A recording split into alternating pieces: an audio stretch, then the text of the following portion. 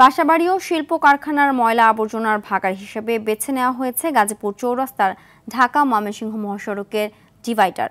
দেশের ব্যস্ততম এই মহাসড়কের পাশ দিয়ে প্রতিদিন যাতায়াত করেন কয়েক লাখ মানুষ। তবে ডাম্পিং স্টেশনের পাশাপাশি একাধিক সেকেন্ডারি ট্রান্সফার স্টেশন নির্মাণের কাজ প্রক্রিয়াধীন বলছেন কর্তৃপক্ষ। গাজীপুর প্রতিনিধি আজহারুল হকের পাঠানো তথ্যচিত্রে জানাচ্ছেন সাকিব আল হাসান।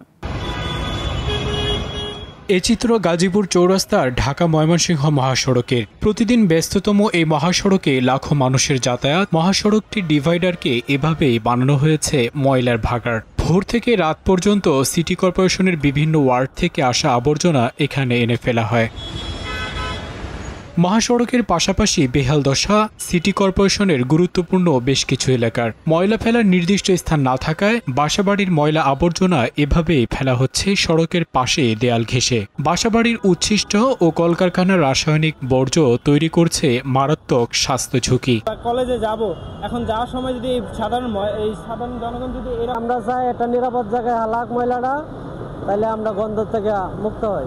হঠাৎ ময়লার উপর চাকা উঠে গেলে যানবাহন নিয়ন্ত্রণ হারায়। পাবলিক হাঁটতে গেলে গন্ধ পায়, পেটের দূষিত অসুখ হয়, সব পাবলিকের সমস্যা হয়।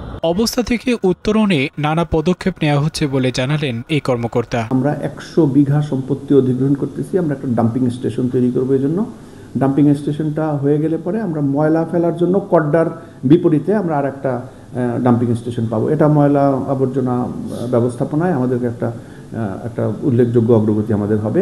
এসটিএস গুলো স্থাপনের জন্য আমরা জাইকার সহযোগিতায় আমাদের 6টি এসটিএস তৈরির কাজ হাতে নিয়েছি। দ্রুত কার্যকর পদক্ষেপ না নেওয়া হলে পরিস্থিতি ভয়াবহ হয়ে উঠতে পারে বলে শঙ্কা এলাকাবাসীর। সাকিব আল হাসান, RTV।